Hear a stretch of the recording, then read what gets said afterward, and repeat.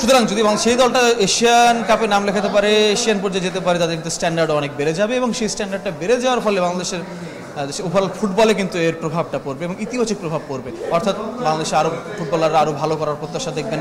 এই যে দেখুন এখন বাংলাদেশ দলে হামজা চৌধুরী খেলছেন, সমিত সোমরা খেলছেন, এই স্ট্যান্ডার্ডের প্লেয়াররা খেলছেন। এই যে তারা খেলছেন অর্থাৎ তাদের মাধ্যমে এখন অন্যান্য ফুটবলাররা অনুপ্রাণিত হচ্ছেন। কেন, যে ফুটবলার আগে চেষ্টা করতেন ন্যাশনাল টিমে তিনি জায়গা করে নেবেন, তিনি কিন্তু যে ফুটবলারের সঙ্গে আগে তার কম্পিটিশন ছিল, এখন কিন্তু কম্পিটিশন তার হামজা চৌধুরীর মতো স্ট্যান্ডার্ড প্লেয়ারের সাথে। অর্থাৎ তাকে আরও ভালো করে আসতে হবে। সুতরাং একটা পজিটিভ স্ট্যান্ডার্ড যখন কম্পিটিশন যখন সবার মধ্যে থাকে, দেশের মানুষের যারা এখন খুদে ফুটবলার আছেন, যারা এখন শিশু কিশোর তরুণ রয়েছেন, তারা কিন্তু এখন দেখছেন আমি হামজা হতে চাই, তাদের মধ্যে একটা আকর্ষণ তৈরি হচ্ছে।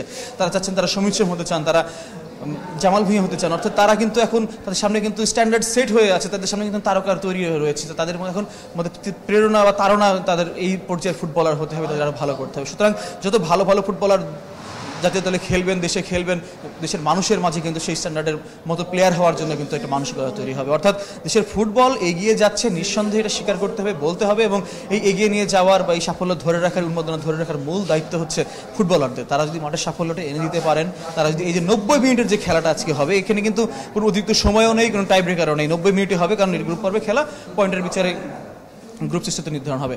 সুতরাং এই যে 90 মিনিটের খেলার জন্য মানুষ এত আয়োজন, অনেকে কিন্তু দুপুর 2টায় এসছেন, 2টায় গেট খুলে দেওয়ার কথা ছিল, 2টায় এসছেন এবং তারও আগে অনেকে এসছেন। আমাদের সহকর্মীরা সারাদিন ধরে আমরা আমাদের চ্যানেল 24-এর মাধ্যমে, ডিজিটালের মাধ্যমে জানানোর চেষ্টা করেছি কে কখন আসছেন। সুতরাং অনেকে কিন্তু ঢাকার বাহির থেকে এসছেন, অনেকে কিন্তু সকালে ফ্লাইটে এসছেন, অনেকে গত রাতে ট্রেনে রওনা করে ঢাকায় এসছেন, বাসে রওনা করে ঢাকা এসছেন। সুতরাং এই যে মানুষের মধ্যে যে তাড়না, ফুটবল দেখতে আসে তাড়না, সেই 90 মিনিটের জন্য, এবং সেখানে ফুটবলারদের দায়িত্বটা অনেক বেশি। কিছুক্ষণ ম্যাচ শুরু হবে, দর্শক আরও বিভিন্ন রাজধানীর বিভিন্ন পর্যায়ে আসলে আমাদের সহকর্মীরা আছেন। আমাদের জাতীয় স্টেডিয়ামের ভিতরে আমি আছি, ঠিক বাহিরের দিকটাতে রয়েছেন আমাদের আরেক সহকর্মী সোহাগ রয়েছেন, তার কাছে আমি একটু যেতে চাই। সোহাগ, আপনি বাহিরের পুরো অবস্থাটা কি আছে একটু আশা করি চ্যানেল 24-এর মাধ্যমে সারা দেশের মানুষকে জানিয়ে দেবেন।